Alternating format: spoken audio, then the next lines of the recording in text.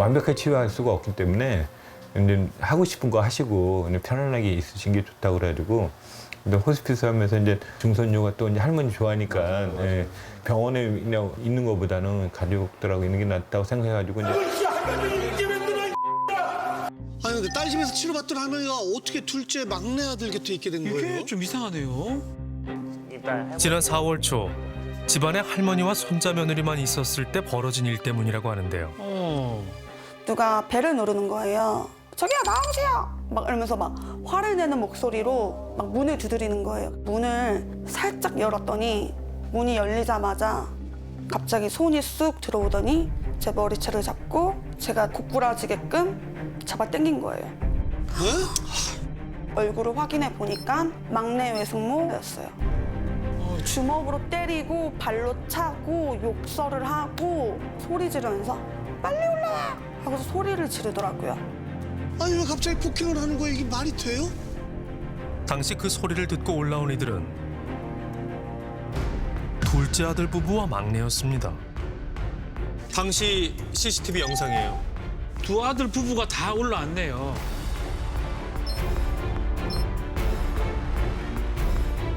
제가 쓰고 온 모자가 현관문 사이에 걸려서 문이 제대로 닫히지가 않는 거예요.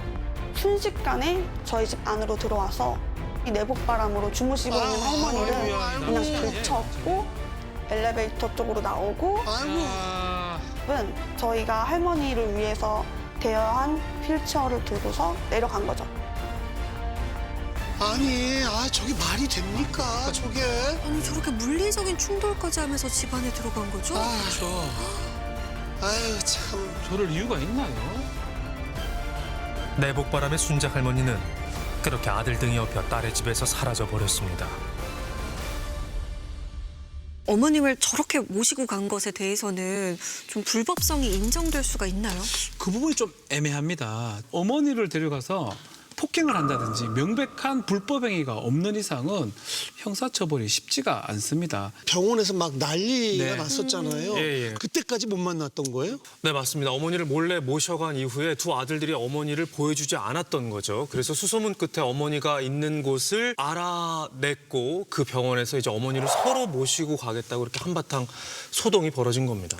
아니 그런데 아무리 재산 때문에 다툼이 있다고 하더라도 왜 어머니를 못 만나게 하고 숨긴 건가요? 네, 그래서 제작진은 어렵게 연락이 닿은 둘째 아들에게서 그 이유를 들을 수 있었습니다. 두 아들이 순자 할머니를 데려가기 전 일어난 폭행으로 손자 며느리 최 씨도 큰 상처를 입었다는데요. 둘째 아들에게 강제로 어머니를 모시고 간 일에 대한 입장을 물었습니다. 올라오셨을 때 씨는 그 폭력 행위가 없었던 거예요? 저희는 그건 못 봤는데, 다 같이 몰려왔을 때 열어주진 않았을 것 같은데 우리는 모르죠. 그러니까, 제가 뭐라고 얘기했으니까 열어줬겠죠. 그냥 들어가갖고 엄마 모시고 나왔어요, 그냥. 야 바로 앞을 지나갔는데 싸우는 걸 못 못 봤다는 봤다고요? 거예요? 할머니를 그렇게 모시고 간 이유가 뭔지 좀 여쭤봐도 될까요? 할머니가요, 같이 자 있는 줄 알았어요. 암이 말기고 막 그런데 어머니도 안 보여주고요. 그리고 집에다 방치시켜놓고, 그게 말이 돼요, 그게. 방치됐는 줄 알고 이제 찾아오신 거예요? 그럼요. 아하.